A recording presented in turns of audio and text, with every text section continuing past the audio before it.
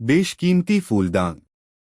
राजा कृष्णदेव राय के जन्मदिन के अवसर राजमहल में बहुत बड़े भोज का आयोजन किया गया। पड़ोसी राज्य के कई मित्र राजा उस शुभ अवसर पर महाराज को बधाई देने पहुंचे और उन्हें एक से बढ़कर एक बेशकीमती उपहार दिए। सभी उपहारों में महाराज को सबसे ज्यादा प्रिय 4 फूलदान थे। वे रत्नजड़ित फूलदान कला का उत्कृष्ट नमूना थे। महाराज ने उन्हें अपने शयन कक्ष में रखवाया और एक सेवक को उनके उचित रखरखाव की जिम्मेदारी सौंप दी। सेवक पूरी सावधानी से उन फूलदानों की साफ-सफाई किया करता था। उसे पता था कि महाराज को वे फूलदान कितने प्रिय थे। यदि उसकी असावधानी से उन्हें कुछ भी नुकसान हुआ तो फिर उसकी खैर नहीं। किंतु एक दिन जो नहीं होना था वह हो गया। सफाई करते समय उन 4 फूलदानों में से एक फूलदान सेवक के हाथ से फिसलकर नीचे गिरा और चकनाचूर हो गया। डर के मारे उनकी जान सूख गई। लेकिन यह बात न छिपनी थी और न ही छिपी। महाराज को जब फूलदान टूटने की खबर मिली तो वे आगबबूला हो गए। उन्होंने उस सेवक को फांसी पर लटका देने का आदेश दे दिया। वह सेवक बहुत रोया, बहुत मिन्नतें की, लेकिन महाराज टस से मस न हुए। अगले दिन सेवक को फांसी पर लटकाया जाना था। तेनालीराम को जब ये बात पता चली तो उन्होंने महाराज से मिलकर इस छोटे से अपराध के लिए सेवक को फांसी देने का विरोध किया। लेकिन महाराज इतने अधिक क्रोधित थे कि उन्होंने तेनालीराम की बात अनसुनी कर दी।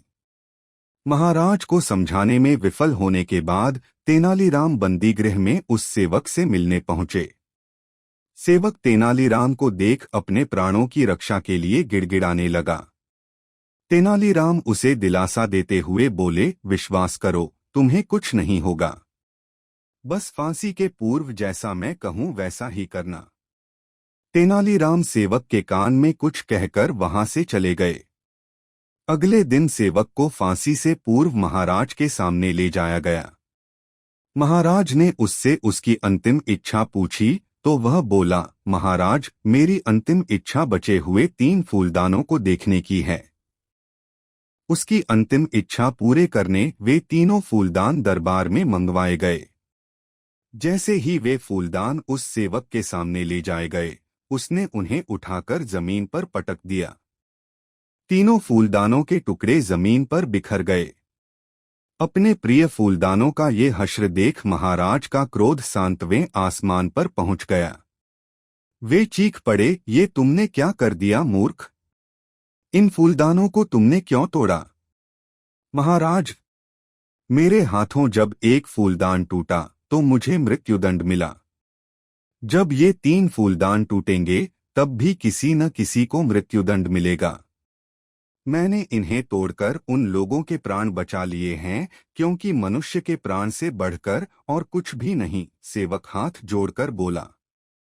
यह बात सुनकर महाराज में समझ आया कि अपने क्रोध के वशीभूत होकर वह क्या अनिष्ट करने वाले थे। उन्होंने सेवक को छोड़ देने का आदेश दिया और उससे पूछा, किसके कहने पर तुमने से ऐसा किया? सेवक ने तेनालीराम का नाम लिया। महाराज तेनालीराम से बोले, तेनालीराम, हम तुमसे बहुत प्रसन्न हैं। क्रोध के आवेश में लिया गया निर्णय कभी किसी के साथ न्याय नहीं कर सकता। आज तुमने हमारे हाथों अन्याय होने से बचा लिया। दूत का उपहार। एक बार विजयनगर राज्य के राजा कृष्णदेव राय के दरबार में उनके मित्र पड़ोसी राज्य के राजा का दूत संदेश लेकर आया। वह अपने साथ ढेरों उपहार भी लेकर आया जो पड़ोसी राजा ने भिजवाए थे। दूत विजयनगर में 3 दिन तक रुका। इन 3 दिनों में विजयनगर के राजदरबारियों द्वारा उसकी आवभगत में कोई कमी नहीं रखी गई। वापस जाने वाले दिन जब दूत राजा कृष्णदेव राय से मिलने आया तो उन्होंने भी अपने मित्र को देने के लिए दूत को ढेर सारे उपहार दिए। वे दूत को भी कुछ उपहार देना चाहते थे। उन्होंने उससे पूछा, हम तुम्हें उपहार देना चाहते हैं, जो चाहे मांग लो, हीरे जवाहरात, सोने के सिक्के, आभूषण, रत्न। राजा कृष्णदेव राय की बात सुनकर दूत बोला, महाराज, आपके मेरे संबंध में विचार किया, इसलिए बहुत बहुत धन्यवाद।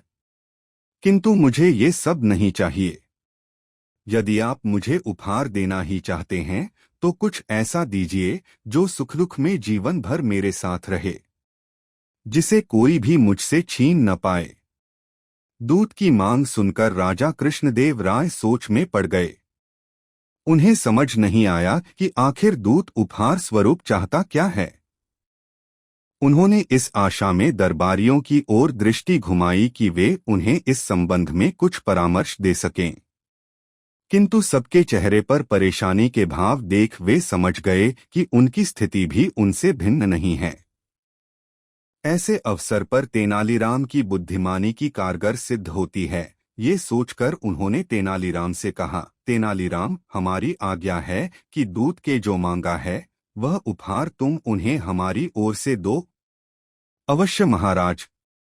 जब आज दोपहर जब दूत यहाँ से अपने देश के लिए प्रस्थान करेंगे तो वह उपहार उनके साथ होगा, तेनालीराम ने उत्तर दिया। दूत के विदा लेने का समय आया। उसके रथ में राजा के लिए दिए गए सारे उपहार रखवा दिए गए। विदा लेने की घड़ी में दूत राजा कृष्णदेव राय से बोला, अच्छा महाराज, मुझे आज्ञा दीजिए। आपके आतिथ्य के लिए बहुत बहुत धन्यवाद, किंतु दुख इस बात का है कि मेरा उपहार मुझे प्राप्त न हो सका। दूत की बात सुनकर राजा कृष्णदेव राय ने तेनालीराम की ओर देखा तो तेनालीराम मुस्कुराते हुए बोला, महाराज, इनका उपहार तो इनके साथ ही है। राजा कृष्णदेव राय, दूत सहित वहां उपस्थित सभी दरबारी आश्चर्य में पड़ गए तो तेनालीराम दूत से बोला, महाशय, आप पीछे पलटकर देखिए, आपका पुरस्कार आपके साथ है। दूत ने पीछे पलटकर देखा तो उसे कुछ दिखाई नहीं पड़ा। वह बोला, मुझे तो कोई उपहार दिखाई नहीं पड़ रहा। कहाँ है मेरा उपहार? इस पर तेनालीराम बोला, महाशय, ध्यान से देखिए, आपका उपहार आपके पीछे है और वह गई आपका साया, जो सुख दुख में जीवन भर आपके साथ रहेगा और उसे कोई भी आपसे छीन नहीं पाएगा। यह सुनना था कि राजा कृष्णदेव राय हंस पड़े। दूत भी मुस्कुरा उठा और बोला, महाराज, मैंने तेनालीराम की बुद्धिमानी की बहुत चर्चा सुनी थी, मैं वही आजमाना चाहता था। वाकई तेनालीराम की चतुराई प्रशंसा योग्य है। इसके बाद दूत विदा लेकर वहां से चला गया। राजा कृष्णदेव राय ने तेनालीराम की पीठ थपथपाकर उसकी बुद्धिमानी की दाद दी।